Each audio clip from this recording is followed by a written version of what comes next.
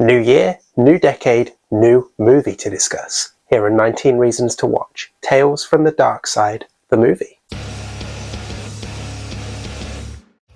Hi everyone and welcome back to my channel. I'm Dave Musson at Dave Musson on Instagram, and this is the place where I talk to you about all things Stephen King. And in this video, we're continuing our chronological walk through the adaptations of Stephen King's works.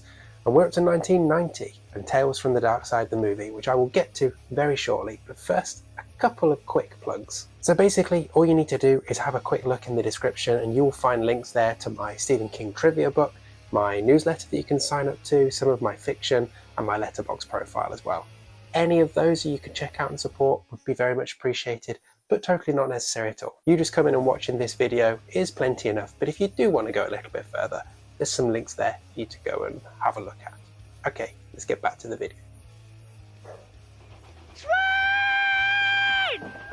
So in this one, we reached 1990 and the first of 4 King-related adaptations from that year. Tales from the Darkside, the movie. A fun little anthology film that gets somewhat unfairly overlooked and a bit forgotten. So we're going to change that. I'm going to give you 19 reasons to watch it. And as always with these videos, any spoilery reasons will be clustered towards the end. So even if you haven't watched this film yet, you can still at least check out some of the reasons, and then I'll give you a spoiler alert before those other ones drop, so you can bail if you need to bail. Now at the time of recording, this one doesn't appear to be streaming or on any platform in the UK. It is on Prime and Paramount Plus in the US. And of course, there's always the chance that somebody might have put a bootleg version out there on YouTube.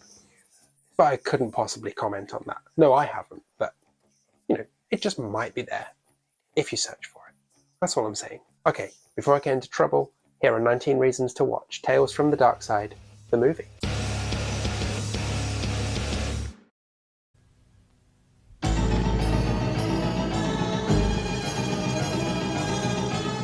Okay, your headline reason.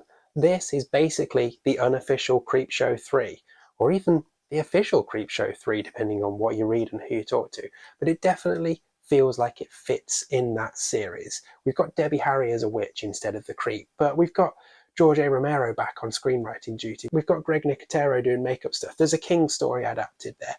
It's got that same vibe. It's fun and campy. It's an anthology movie.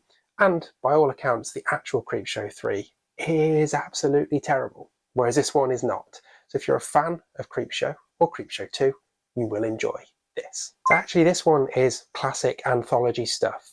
3 fun stories with a really good wraparound story. I'm a big fan of the wraparound story in these movies, and this one works. As I said, we've got Debby Harry as a suburban witch who has captured the son from Mrs. Doubtfire and plans to cook him and eat him at a dinner party with her witch friends.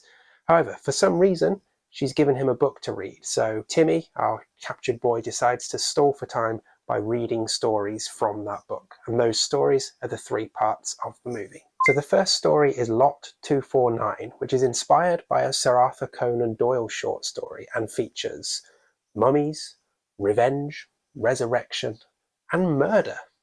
It's really camp and really fun. It's also got a pretty good cast too. Christian Slater and Steve Buscemi as the male leads, for example. And it was the feature-length debut of one Julianne Moore. So there you go. So story 2 is the one with the most interest for constant readers. It's The Cat from Hell, an adaptation of a King short story from the 70s, which is the story of a hitman who has been hired to take out a cat. Not just any old cat, a really twisted, evil little bastard of a cat who just absolutely deserves to die. So actually just a regular cat then.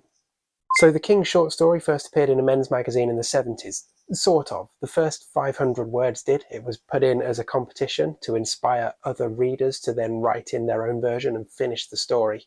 But King himself got so hooked on it that he finished it also. And that version appeared in various anthologies over the decades before finally being collected in Just After Sunset. And you can check out my 19 reasons to read this one by clicking around my page and finding it. So this one stars William Hickey as Drogon, the wheelchair-bound badman who once shot at this cat, and David Johansen as Holston the Hitman. And yes, that is David Johansen from the New York Dolls. This is also the story that George A. Romero wrote the screenplay for, completing the Creepshow reunion. Oh, and this one was going to be in Creepshow 2, but was scrapped for budgetary reasons, and you can find more reasons to watch Creepshow 2 in my video about it. You know what to do. So the final section is Lover's Vow, a frankly weird story about a struggling artist who sees his friend murdered by a gargoyle that's come to life, only for the gargoyle to spare his life in return for not saying anything.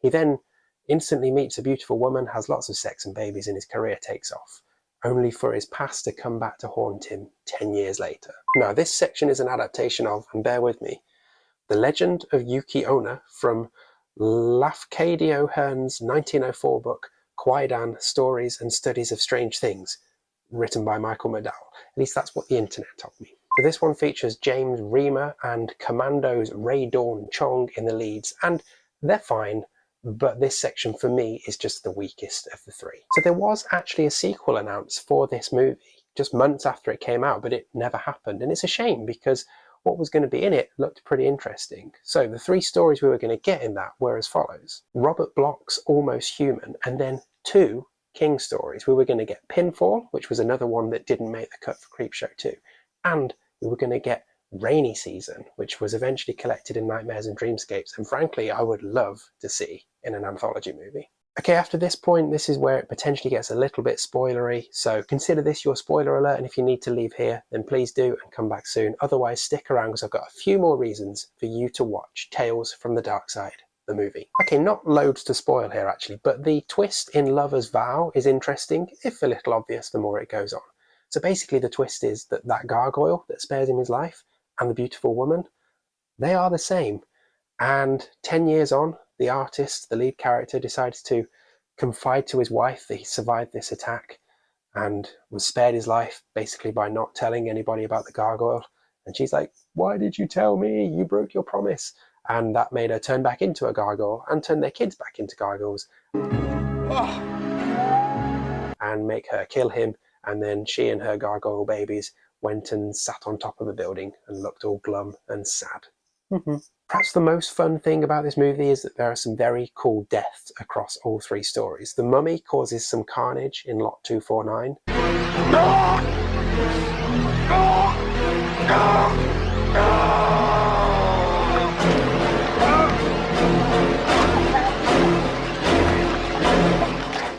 There's some pretty great stuff in Lover's Vow with the gargoyle. And of course, the cat from hell. The cat crawls down the hitman's throat. Oh, and in the wraparound, we get Timmy escaping the clutches of Debby Harry and killing her, which leads to my favourite line from this entire movie. Don't you just love happy endings?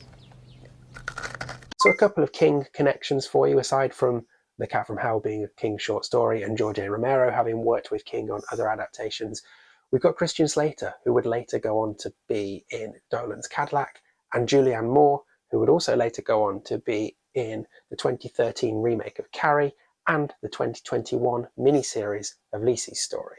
We'll cover all of those in a couple of years, I guess. So lastly, I do think this was a shame that it wasn't actually Creepshow 3, because I think if it went out under that banner, it wouldn't have been as overlooked and forgotten about, and people would be talking about it far more.